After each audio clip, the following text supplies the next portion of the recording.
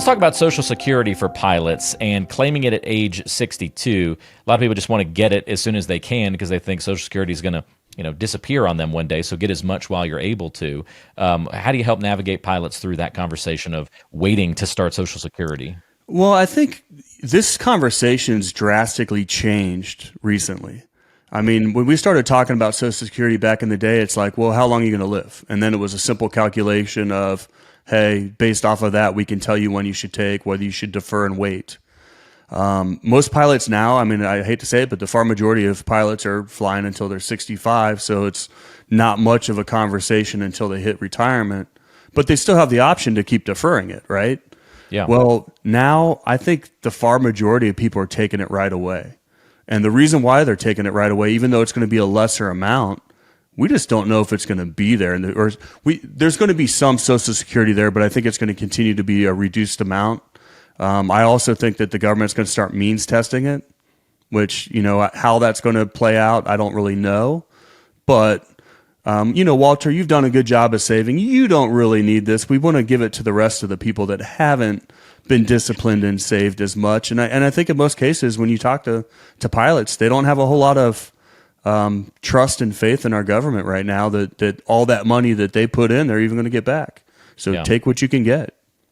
I have a question for you. Are you seeing pilots or airlines at all dipping into the world of forced Social Security savings that's not going to Social Security? I guess a 401a plan. My wife at work, her new job has a 401a plan, so she doesn't pay into Social Security anymore. It goes, she still saves the same 6.2% or whatever into this other plan.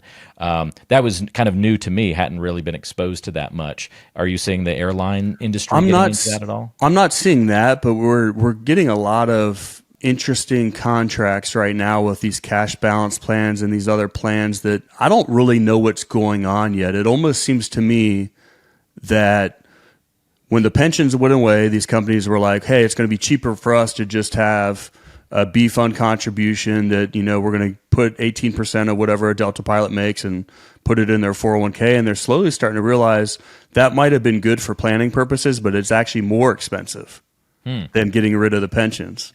And it's kind of funny for them to see what's going on now, going, wait a second, this maybe wasn't such a good plan. And now they're trying to go back to something that resembles a pension, but has less withholding requirements that for IRS purposes than before. So it's a very, very interesting time right now in these There's a lot of experimentation going on, it sounds like. Oh, yes. Okay. Yeah. Well, that sounds like a whole nother podcast episode to absolutely put on the docket. All right, so we took care of Social Security. Let's talk about something that's not finance, but skipping regular health checkups and taking care of yourself from a health standpoint, preventative care. I know pilots, guys are busy. You're all over the place. It's hard to have a healthy lifestyle. So this one, I would imagine, is pretty important for pilots to kind of keep in mind that from a non-finance element. Well, pilots in a sense are forced to go get an FAA flight physical every year or twice a year, depending on their age. So there's a little bit of that they're definitely seeing a doctor, probably more than most people anyway. But all these insurance companies started paying for preventative care for a reason. They know that if pilots or individuals are going in and seeing the doctor in advance more often, then we're going to prevent some of those very, very costly things or catch them before they get to a point where you're past the point of no return. It also reminds me of going to the dentist. I mean, why do they let you go to the dentist and get cleanings?